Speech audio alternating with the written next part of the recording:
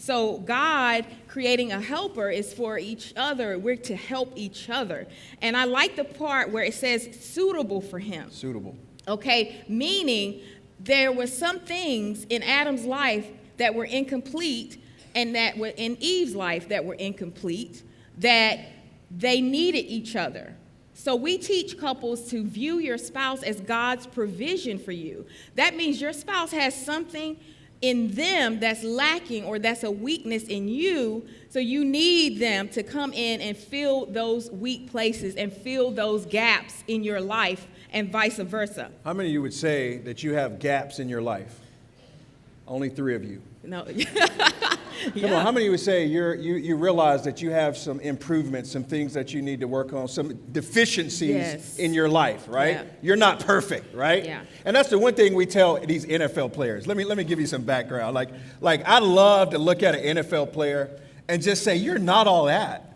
Mm-hmm. Right? Because you guys, you gloat over them. Yeah. I go into the locker room, true story. Antonio Gates. How many of you ever heard of Antonio Gates? Yeah. The first time I meet Antonio Gates, I say to him, hey, how long you been on the team? I didn't know who he was. I said, hey, how long you been on the team? He said, 15 years. I said, look, let me get your phone number. You're a veteran right here. You know the ropes. Show the chap the ropes. Mm-hmm.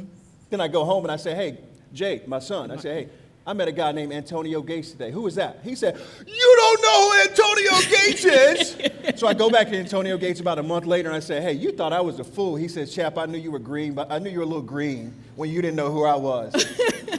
And then I said to him, he said to me, but that's why we like you. Mm-hmm. Because you're not up in our faces all the time telling us how good we are. Yeah. So sometimes in our deficiencies, what we really have to realize is that we are not all that. Everybody say, I am. Not all that. Not all that. We need someone to help us. The scripture says that in Psalms 30:10, it says, O Lord, hear, O Lord, and be merciful to me. O God, be my helper. Now, this word helper is talking about a characteristic of God, but it's the same word that when he says in Genesis 2, he says, I will make you a helper suitable for you. Mm-hmm. Sometimes we think, oh, that means help me. My wife is there to help me. Or some of us, God forbid, old school, we say, my wife is a doormat that I can kind of walk over. She's supposed to be subservient to me. That's not what that means. Mm-hmm. It means a helper. It's the same characteristic that God describes himself. Yeah. Are you getting this morning? Yeah. Listen to this. Psalms 33:20, it says, O Lord, it says, oh, my soul waits for the Lord. He is our help and our shield. So if God, how many of you know God is your help? Mm-hmm. Okay, this side. Do you need help from God? Mm-hmm. What do you need help from God with? Everything. They are smart. I mean, they didn't just go one by one, right? They said, I need God's help for everything. So let me tell you, your spouse is there to help complete you in a God-like way because he says, I'm going to bring someone that's a helper with the same word that I use for my spirit. So if God says that, how in the world would I ever tell God or the Holy Spirit, how in the world would I ever say to God, hey, I got this. It's okay if we don't get along. We have irreconcilable differences. You just go your way. I got it. Mm-hmm. I don't need your direction. I don't need for you to be an advocate for me. I don't need your help in life anymore. Does that sound crazy? Because we already know over here that we need God's help for what? Everything. Everything. That's right. But then sometimes we tell our spouse, who is just made in that image to be our helper, we say to our spouse, I don't need you anymore. You're too different than I am. Yeah. We lose that tone of what a helper is. We say, I don't need for you to be a nurturer, an advocate. I don't need for you to help me with direction anymore. I don't need for you to walk by my side. I don't need for you to help me. And that's one of the things that I believe as we look at the blueprint of what God is. Maybe you're here this morning in your marriage, and maybe you know that you don't look at each other in that vein anymore. Maybe you first started out with those rosy eyes that, wow, we're helpers and we're going to do this together. And then life has just kind of let you gone by you a little bit. This morning, we want to encourage you that your spouse is put by your side to be a helper, to be a lifter, to be an encourager. Yeah. And maybe your spouse is not that. Maybe they need to listen that their role in your life is to lift you and help you because God didn't create us to walk alone. He called us in the same image to walk, to be together, to help lift one another. Yes. And sometimes couples want to focus on all the things they have in common or their similarities. But we like to focus on your differences because people think the differences are to divide you. This is the part that I could do without in my marriage or in my spouse, the way we're different. And you just want to dismiss the way you're different. I don't think anybody in here would think like that. Oh, I bet.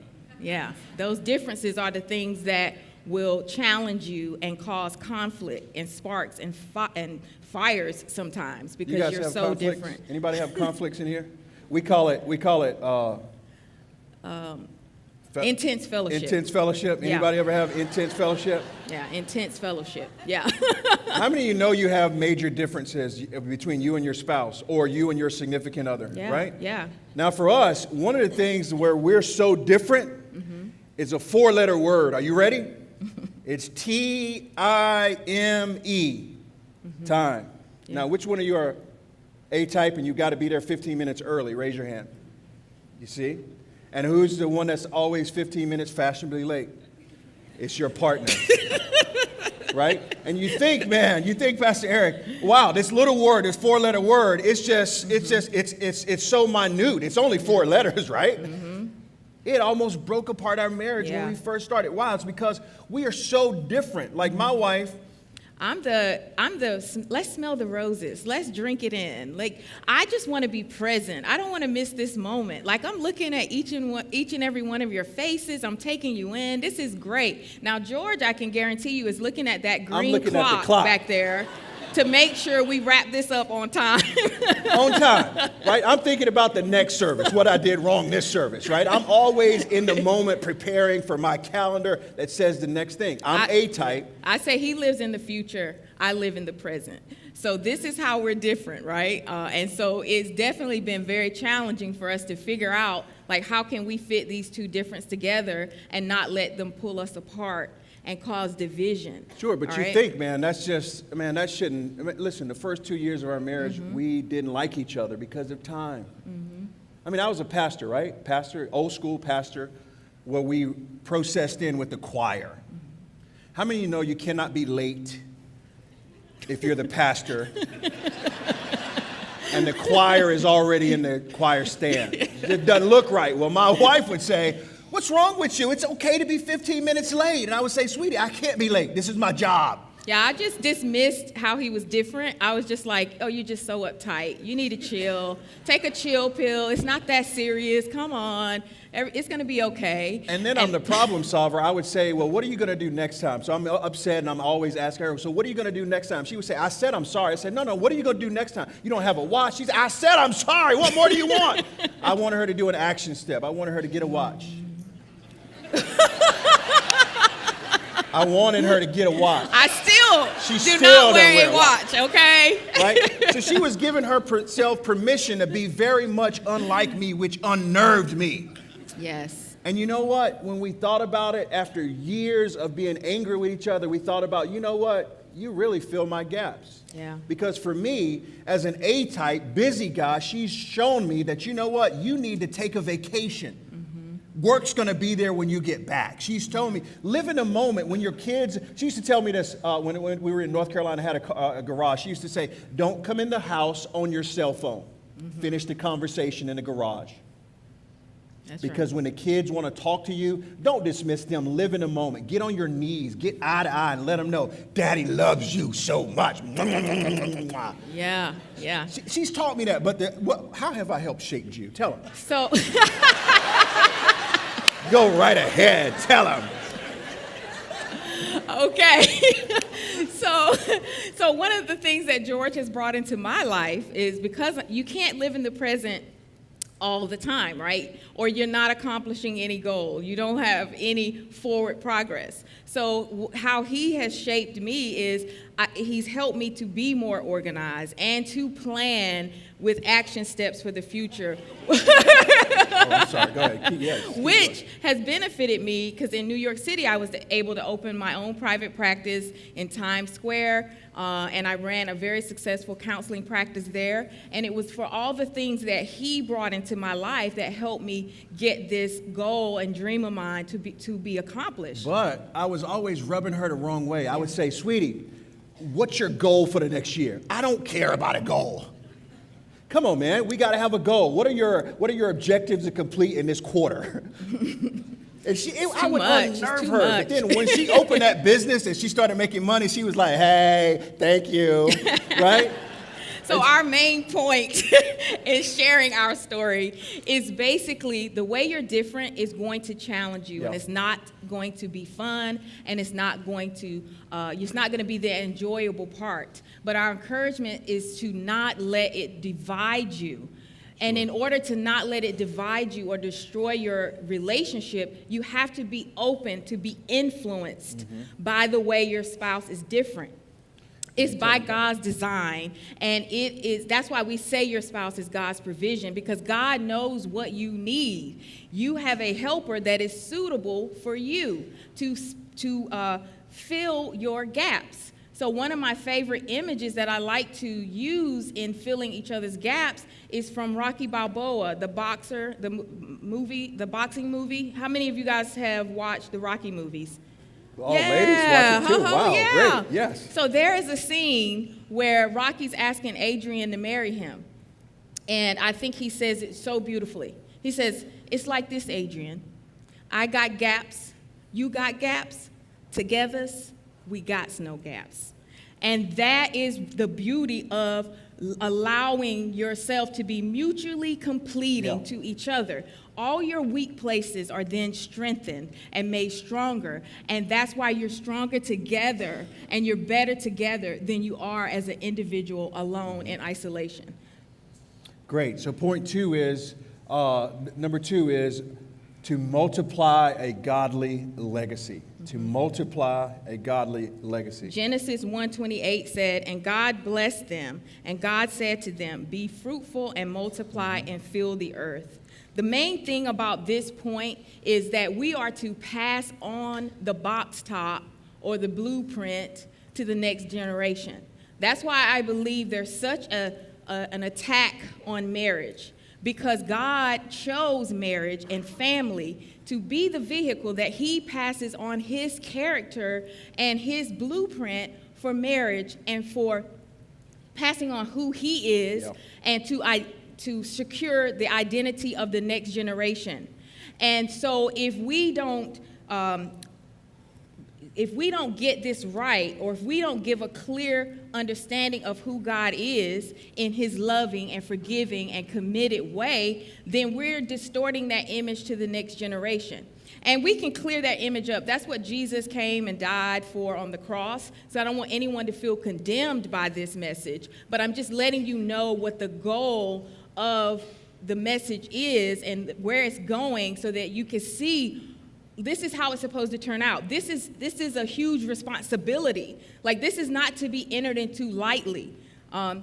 This is a serious, responsible thing that's going to affect generations to come. Sure. So you're not in your marriage just about your own happiness and enjoyment. There's a huge responsibility to shape the minds and hearts of the generations to come. Yeah, we call the generation that we look at the most these days is called millennials. And very few of you guys are millennials, by the way.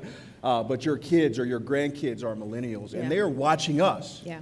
Statistics say that we, as Americans, we are getting married later in life now. That means that there's an image that's kind of distorted, so much so that millennials are saying, you know what, I don't have to get married, or I'll wait until later to deal with that. Why? Because they're looking at the divorce rate, they're looking at fractured homes, they're looking at how we treat one another. Listen, the government just redefined what it means to be a couple or married in this country. And so millennials are looking at this view and they're saying, man, they're making up their mind on whether they want to do what we did, which was try to have a blueprint of a marriage that God had designed, right? We want to have a box-top marriage, but sometimes they want to go off-road and say, you know what, let's just live together, or let's just have a kid before we get married, or you know what, why do we even need to get married at all? It's just a legal piece of paper, right? And so we are helping to shape and then the image I just also with our kids. Yeah, so this is, so just a personal example. You know, I just grew up in a broken home, right? Like I grew up with a single parent, which is getting more and more common. And this is why millennials are living together instead of getting married, because they feel like they can co-parent. And that's fine, right? Because that's in our society, co-parenting is getting more and more acceptable in our society. I grew up in a single, this is how it affects the next generation. Like, personally, I'm a product, right? My mom was a single parent. She raised me to be strong, independent woman, to not trust men, to have my own. So I get married to George with this mindset. This is my baggage that I came in with. He came from a two-parent home, Christian family, all that. I came in with that, and that is something, that's my distorted image of marriage. That's my broken, distorted pieces to putting this blueprint together. I was just haphazardly trying to figure it out through my own lens, and it directly impacted our ability to get along and be married. I had this independent, self-sufficient thing. You cannot become one with someone if you're independent and self-sufficient. Hey, that defeats the whole purpose. Have y'all ever seen an independent, self-sufficient black woman before? Y'all seen the neck roll? Man, I would get that neck roll. And nowadays they got the clap. Oh, don't tell me why. Don't let me clap you. She was clapping. It is serious. She was clapping back in the day. If I start clapping. Right? And so here I am raising a two-parent household where dad's kind of the head of the house, and man, we all make decisions, and my dad's got the kind of final word, and she ain't having it. Right? And I'm calling my dad. I'm like, hey, Pop, she defective. Like, this stuff that you did, it doesn't work with her. Right? And listen, your kids are marrying other kids these days from broken homes. Yes. You are marrying, or you married more than you're marrying more than a Denzel. Yeah, more than what you see. You know who Denzel is, right? The sexy chocolate black man? Okay. Denzel Washington. You're marrying more than what's in front of you. You're marrying a lot of baggage, a lot of history. Mm-hmm. And when someone says, I'm ready to say I do, there's a lot with that, right? And so the point here is marriage is not just for sex, although we like sex, but it's also to produce a godly legacy. Yes. That means when I have little Bam Bam, Tay Tay, and Boo Boo, that I'm raising them up in the image of God. Yes. And that my purpose is to stick with them. My purpose is that if I want to love them, the first part of me loving them is to love my wife. For them to see me say, I'm sorry, I messed up. For them to see me say, I apologize, Daddy doesn't have everything right. You see, some dads never tell their kids they apologize. My son said this to me. He went off to college. He says, Dad, you told me every day I'm proud of you and I love you. And you used to say, some little boys don't get that. Until he went to college and he realizes that, he says, some of my friends have never heard their dad tell them I love you. Yeah. Never heard my dad say, I'm sorry. Never seen a dad just get down and say, you know what? I made a fool out of myself this time. And he says, I'm so glad that you modeled something for me.